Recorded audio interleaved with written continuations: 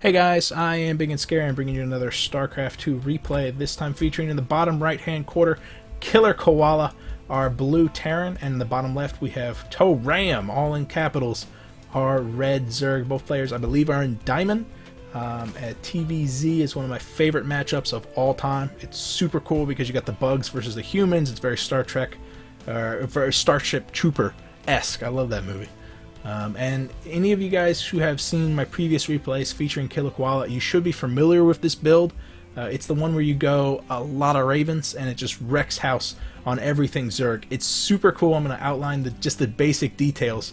I've been refreshed because we actually have KillerKoala here with me while we're doing this. You go for the first supply depot, first scout, super early for that, but that first supply depot right next to it, you're going to throw down a barracks, go for a expansion first build, throw down the CC pretty much instantly.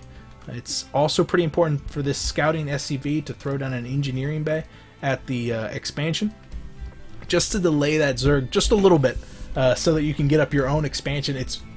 I can't tell you how much fun this build is. I don't know how successful it'd be in like a tournament, especially if your opponent knew that you liked to do this build, but it's a lot of fun when it works. And it works very often because you can see KillerKoala doesn't have to worry too much about what's going on inside that base. I have a feeling this would probably have a hard time against some sort of 6-pool, but the engineering bay block goes down. He's not going to let it finish. He's actually going to stop building it right before it actually finishes, just so he can get the most hit points for these Zerglings to be distracted on that.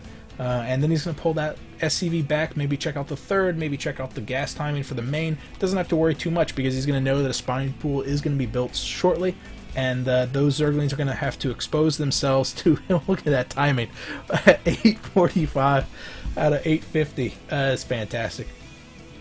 You can see that absolutely nothing's been built just yet for KillerKoala because he's got the almost enough money to build his own CC. He's pulled his SCV down. He's going to come down and build that command center first. It's going to get scouted instantly by the Overlord, who's going to notice that there are no barracks on the ground just yet. You're going to be a little bit exposed at this time, but we can see a double gas is being grabbed. It looks like it's a double extractor trick, not just a single extractor trick. That's pretty neat. But it was just enough to get the queen out. Not super important. Command center being built. We're going to see a barracks in just a couple of seconds. Also double gas being grabbed, and the queen, the drone's going to know. He's going to see this incredibly greedy economic build, and there's not much that he can do about it because his economy's already been stunted. You can see 4 Zerglings are on the way.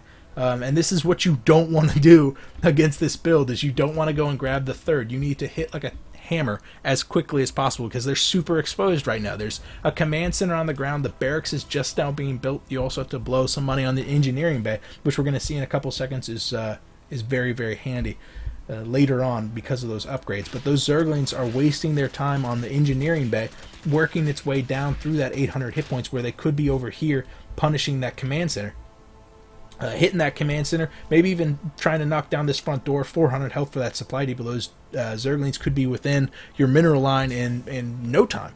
Instead, he's wasting a lot of time taking that out so that he can actually grab his expansion. There's an okay idea to grab the hatchery in the top left corner because you do want to use your money somehow. But this right here, this should not happen. Those Zerglings being so very late. And that gives you enough time to finish the engineering bay back at home and start immediately on a planetary fortress. Now, it looks like this timing's going to be tight, though remember how much health that command center actually has. There's going to be a Marine behind the wall in just a couple of seconds. And look at that micro out of KillerKoala, keeping them alive right whenever the planetary finishes. It's going to get one shot off, killing that Zergling instantly. I love that. It's so funny. Remember, 2 gas has been grabbed by KillerKoala, but what is he using that gas on? Well, he's getting a factory already. He's also going to be starting to bank that gas so that later on he can use it to build a starport and get some tech labs on that starport.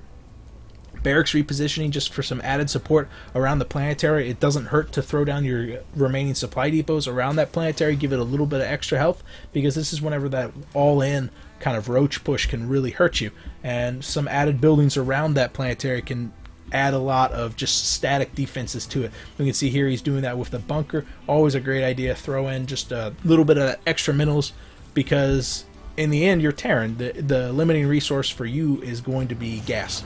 And he's done a good job getting those 2 early gas right away, but that gas is really going to be your limiting factor. You're going to have a lot of extra minerals, and you can spend those minerals on just a couple of extra bunkers, couple of extra marines to support this planetary fortress, because like I said, the early stages of this build is when you are most vulnerable. The patrolling marine, because right now all Zerg really knows that's going on inside this base is there's something to do with a lot of gas and also a very ballsy planetary fortress. So he doesn't really know what that gas is going to be used on. We know that it's going to be a tech lab, it's going to be a starport, and even if you did notice this, you'd think a Banshee harass is obviously what's going to happen, but it's not. We're going right away. The Corvid reactor, if an Overlord gets suicided in and sees that reactor, that tech lab, researching something, you're going to naturally assume that it's going to be cloaked for that Banshee. And once again, it's not. It's such a deceptive build. I absolutely love it. It's so funny.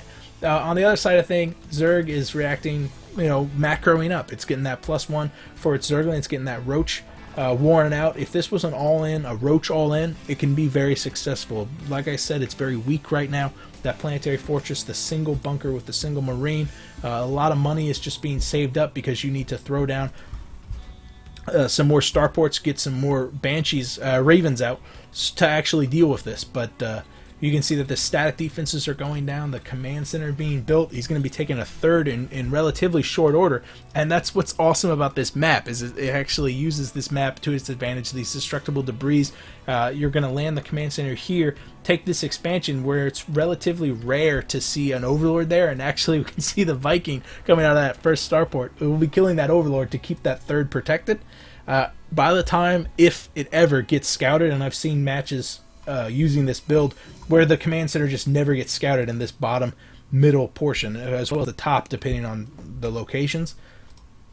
But if that ever gets scouted, by the time it does, you're already going to have your planetary up, made into a planetary fortress, as well as some barracks and bunkers protecting the different wall ends to make it so it's even more resilient to an attack. The Infestor Pit's up, the Roach Warren's up, but once again, TORAM is just sitting on this all this time in the world. He's got all the time in the world to do everything he needs to do, but instead he's just teching. He's getting the Spire up. He just doesn't know what's going on. He needed to have suicided in an Overlord a long time ago to figure out what exactly his opponent is doing, and he's got to be feeling absolutely terrified right now. We know that there's 4 starports on the way. There's going to be 4 more tech labs added onto these starports, and when the Raven production's already started, look at all that gas that's saved up. You give Terran enough time to do this, and you really have sealed your own fate. The Overlord is going to scout that this expansion is going to be taken. Bit of a misstep there for the Viking not to have killed it.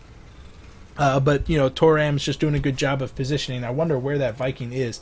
Oh, it's on its way down. Also, 2 Zerglings down on the low ground. I bet these Marines could come out and poke him down, but, end of the world for this guy. He's dead. I love it. Spire's going to pop too.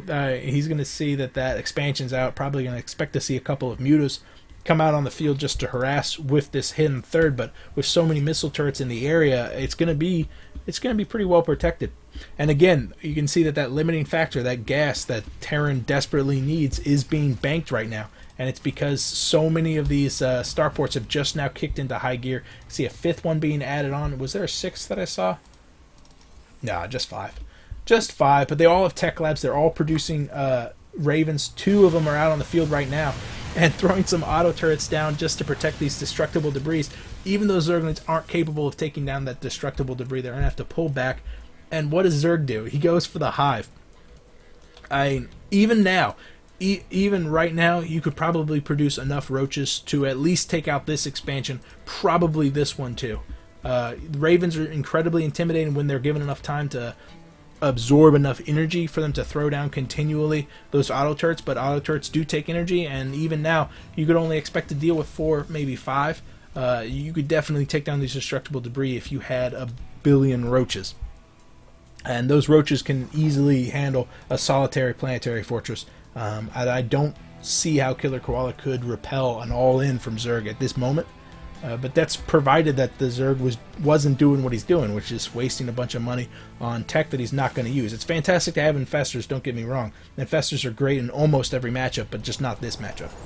And that really will tell you why it's super important for Zerg to scout successfully, is because they're very reactionary in in their playstyle. They need to be able to know what their opponent is doing so that they can react appropriately. And if you saw this many ravens, you know that instead of getting a greater spire, you need to be getting corruptors to deal with those ravens. And you're going to have to basically deal with the fact that you're going to lose everything right here to that first initial swell of ravens. But if you have enough corruptors, you might be able to force them back. As things are now, you see 3 infestors are out on the field with 12 zerglings against 9 ravens. And these ravens are going to be able to come in with just an incredible cost effectiveness. We can already see that. I mean, 31 over 350 resources. It's going to be crazy. It's going to be absolutely crazy. 11 ravens pushing in. You can see already keyed up so many of those auto turrets. And yes, the spore crawler is going to be going to town on 1 or 2 of those ravens, and they're going to take just a little bit of damage.